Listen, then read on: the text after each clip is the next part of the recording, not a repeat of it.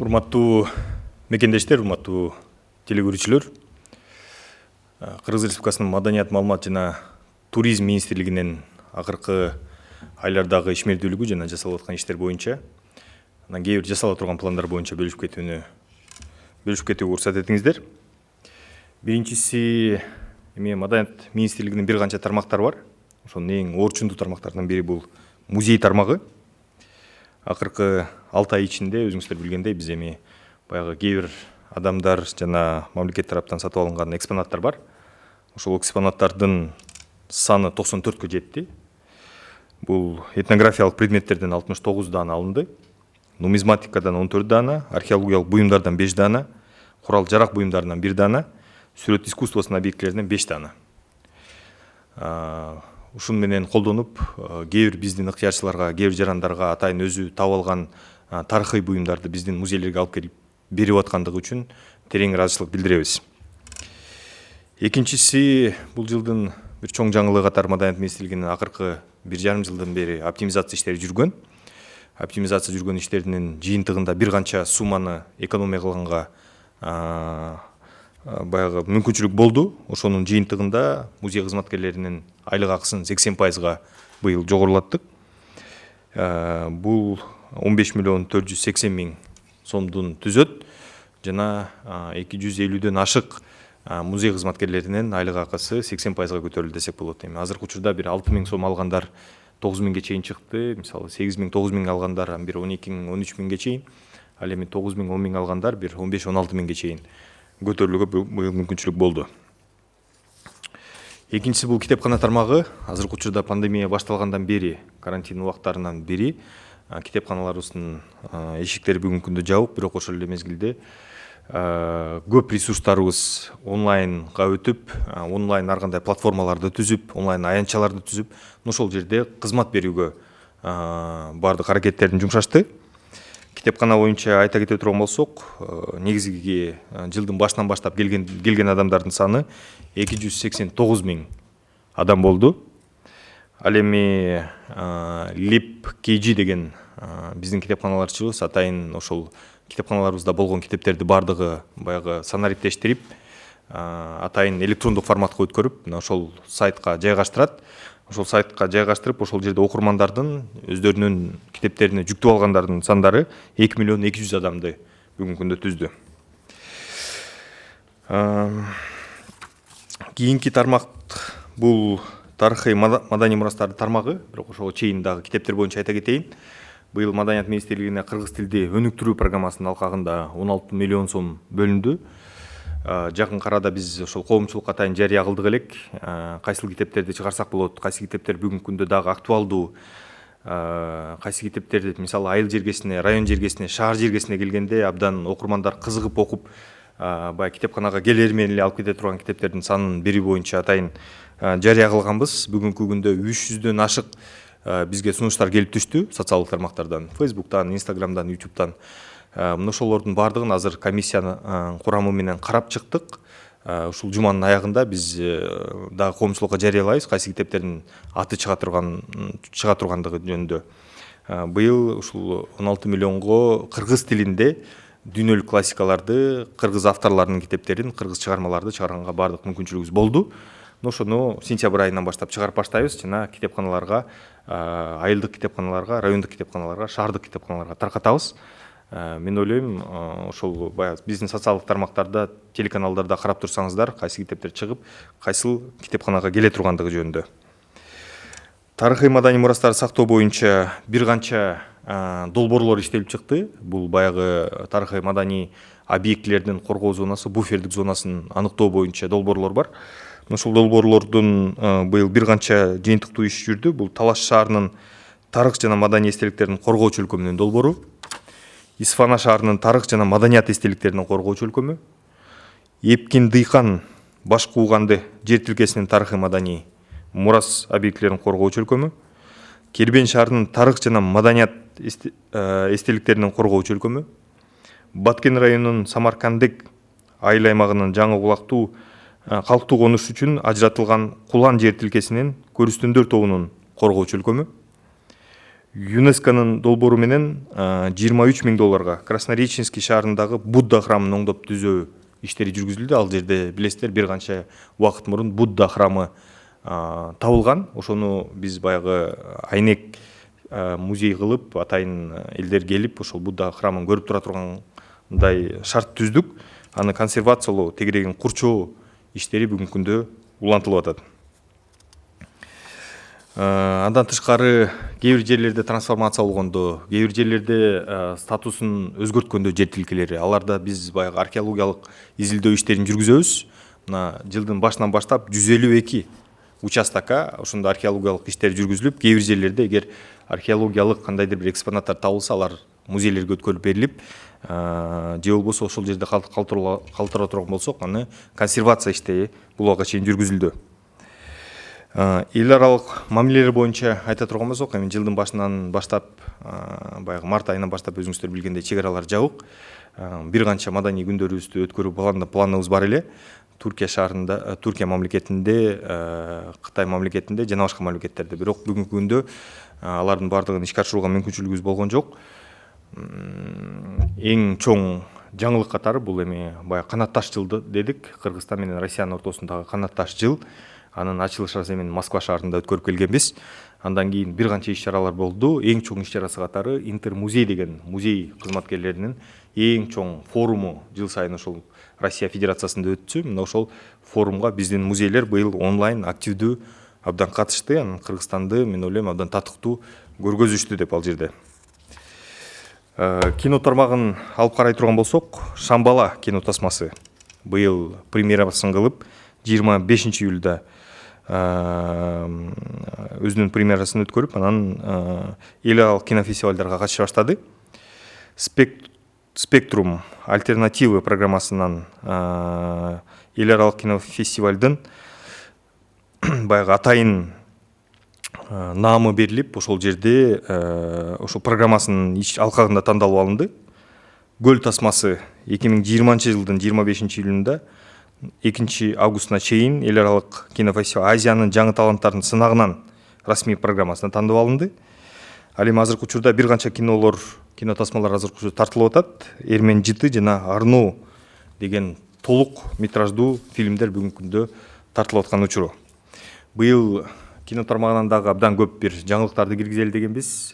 Телесериалдарды тартуу боюнча, анимациялык фильмдерди тартуу боюнча, бир канча көркөм фильмдерди, документалдуу фильмдерди тартуу боюнча планыбыз бар эле. Бирок шартка байланыштуу бул пландар кичине күзгө жылды. Азыркы учурда стабилдүү ал келгенден кийин, чек аралар ачылып баштагандан кийин, баягы массалык кээ бир иш-чараларды өткөрүүгө мүмкүнчүлүк алынгандан кийин биз бул пландарды улантабыз. Театр тармагы боюнча Улуу Ата мекендик согушка карата 7 апрелдин 10 жылдыгына карата бир канча спектакльдер чыкты. Бул убакка чейин бир канча конкурстар жарыялаганбыз, реквиемге жарыялаганбыз. Ошолордун жыйынтыктарын азыркы учурда чыгардык. Жана улуттук Абдылас Малдыбаев атындагы опера жана балет театрында былтыр Чолпон спектаклин баштадык элек. Ошол Чолпон спектаклин бүтүндөй баягы реставрациядан өткөрүп, реконструкциядан өткөрүп, анын баягы музыкасындагы, формаларындагы, актерлордагы жаңылануу менен жаңы спектакль иштелип чыкты десек болот. Эми Чолпон балети бул убакка чейин абдан Советтер Союзу мезгилинде өзүңүздөр билгендей абдан баягы бийик деңгээлдеги бир балет эле. Ошону азыркы учурда опера жана балет театрынын сахнасында көрүүгө мүмкүнчүлүк аласыздар биздин театрлар ачылгандан кийин. Бакен Кыдыкеев атындагы мамлекеттик жаш көрүүчүлөр театрында Үмүт спектакли пайда болду. Бул убакка чейин моно спектакльдер Кыргызстанда жок экен. Быйыл баягы көп актерлорубузду, актрисаларыбызды сахнага чыгара албаганыбыздан байланыштуу моно спектакльдерди иштеп чыгуу боюнча бир канча тапшырмалар берилген. Ошонун тапшырманын жыйынтыгында Улуу Ата мекендик согушка арналган Үмүт спектаклинин бет ачары болду. Маалымат тармагы боюнча бүтүндөй регионалдык телеканалдар, мамлекеттик телеканалдар бүгүнкү күндө активдүү иштеп атат. Коронавирус темасын алганда, жана башка темаларды алганда социалдык роликтер, жана башка багыттагы роликтер жаралып, бүгүнкү күндө баягы брифингтерди өткөрүп, абдан баягы активдүү десек болот. Медиа борборлорубуз да бүгүнкү күндө активдүү иштеп атат. Баягы былтыр билесиздер, бир канча баягы газеталар менен телеканалдардын башын бириктирип чоң бир медиа борборлорго айландыралы деп план кылып ошол реформаны баштаганбыз. Азыркы учурда 7 областта 7 медиа борбор пайда болгон. Ошол борборлорубуз бүгүнкү күндө сиздерге бүтүндөй маалыматты түз алып берип активдүү иштеп аткан учуру. Туризм жаатын карап келе турган болсок, азыркы учурда эми туристтик сезон башталган. Июль-август айында көбүнчө эми биз баягы жайкы мезгилде пляждык туризмди эске алабыз. Бул ысык көл жээгиндеги туризм. Азыркы учурда көбүн эсе келип атты десек болот. Бирок ошол эле мезгилде биз бардык пансионаттарга, бардык санаторийлерге эскертип атабыз. Баягы социалдык, аралыкты кармагыла бүтүндөй санитардык, эпидемиологик нормаларды сакташ керек. Жана биздин врачтар, биздин дарыгерлер кандай баягы талаптарды койсо, ошол талаптар менен бүгүнкү күндө эс алуучулардын шартын түзбеш керек деп. Ошонун үстүнөн бүгүнкү күндө иштеп атабыз. Уруксат болсо орус тилинде айтып коеюн. Уважаемые кыргызстанцы, уважаемые телезрители, позвольте дать информацию по поводу деятельности Министерства культуры, информации и туризма Кыргызской Республики. По нескольким направлениям. Первое – это музеи. Информация о новых экспонатах, приобретенных или переданных в фонд музеев за последние 6 месяцев составили 94 единицы. Предметы этнографии – 69 единиц, нумизматика – 14 единиц, археологические предметы – 5 единиц, предметы вооружения – 1 единица и предметы изобразительного искусства – 5 единиц. В целях улучшения условий труда работников учреждений культуры и искусства в Кыргызской Республике заработная плата музейных работников увеличена на 80%. В прошлом году мы начинали оптимизацию в структуре Министерства культуры, информации и туризма, добились тому, чтобы какая-то сумма была сэкономлена с прошлого года, и на эту сумму смогли в этом году обеспечить рост заработной платы на 8% работников музеев. Это 15 миллионов 480 тысяч сомов. В связи с предпринятыми мерами против распространения коронавируса и введенной чрезвычайной ситуации музеи перешли на удаленный режим работы. На сегодняшний день они удаленно работают. Во всех страничках наших музеев и в социальных сетях, интернет-сайтах вы можете посмотреть те акции, которые происходят. Это больше связанное с детьми, с семьями. То есть, в принципе, можете участвовать, показывать, какие предметы, какие экспонаты у нас находятся в музеях. То есть там это такой конкурсный, интерактивном варианте. Все это можно было бы участвовать. По поводу библиотек. Библиотеки также на сегодняшний день работают в онлайн-режиме. У нас в Кыргызстане имеется 1064 библиотеки. Республиканские 2, областные 11, районные 39, городские 86, сельские 883. За 6 месяцев 2020 года в библиотеках республики количество читателей составило 289 тысяч. Это с учетом того, что с января по март были открыты наши библиотеки. И виртуальных читателей у нас на сегодняшний день имеется 2 миллиона 200 тысяч жителей или граждан, которые посетили наши электронные платформы. Это LibKG, в основном туда на сегодняшний день загружаются все оцифрованные книги в библиотеках, где научные какие-то материалы, книги, дипломные какие-то работы вы можете именно там скачать. Поэтому на сегодняшний день этот ресурс предоставляет всю необходимую информацию. По изданиям книг в этом году есть такие хорошие новости. 16 миллионов сомов в этом году выделено в рамках поддержки развития кыргызского языка. Недавно мы объявили в социальных сетях некую акцию, что любой житель может обратиться в Министерство культуры по изданию какой-то книги, которая на сегодняшний день имеет определенную популярность или необходимость. Более 300 разного рода предложений мы получили. До конца этой недели мы составим перечень книг, которые в этом году выпустим. И в сентябрь, октябрь, ноябрь будем заниматься этим процессом. Поэтому потом эти все книги будут раздаваться в сельские, районные, областные библиотеки, откуда уже жители, в принципе, заранее могут знать, какие книги туда будут приходить и прийти, взять для чтения. Историко-культурное наследие. В целях охраны и сохранности эффективного использования территории недвижимых объектов историко-культурного наследия Министерством разработан и утвержден приказ по поводу проекта «Зона охраны памятников истории и культуры города Талас», проект «Зона охраны памятников истории и культуры города Исфаны», проект «Зона охраны объектов историко-культурного наследия участков Иркин-Дыйхан», проект «Зона охраны памятников истории и культуры города Кирбен», проект «Зона охраны могильников в контуре участка Кулан». И в этом году на $23 тысячи США по проекту ЮНЕСКО проведены ремонтные работы укрытия двух буддийского храма, красноречийского городища и археологические работы по консервации заливки разрушенных частей руин храма. Также проектом ЮНЕСКО планируется вторая фаза – это ограждение и создание определенной инфраструктуры вокруг этой территории. Для выявления, сохранения и защиты объектов историко-культурного наследия проведено 152 археологических обследования на наличие или отсутствие объектов историко-культурного наследия на земельных участках Кыргызской республики. Подготовлены и выданы 76 заключений на проведение хозяйственных и строительных работ, расположенных на территории охраны зоны памятников истории и культуры города Бишкек и города Ош. По международным отношениям в этом году планировалось несколько дней культуры в разных странах, включая День культуры в Турецкой республике. Но так как пандемия, карантин, в этом году не смогли это все реализовать. Тут по международным отношениям у нас есть в этом году такой большой пласт работы по поводу перекрестного года между Российской Федерацией и Кыргызской республикой. Вы знаете о том, что в начале года мы открывали этот год в городе Москва.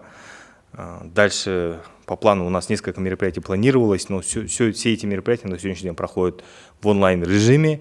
Наши деятели культуры между собой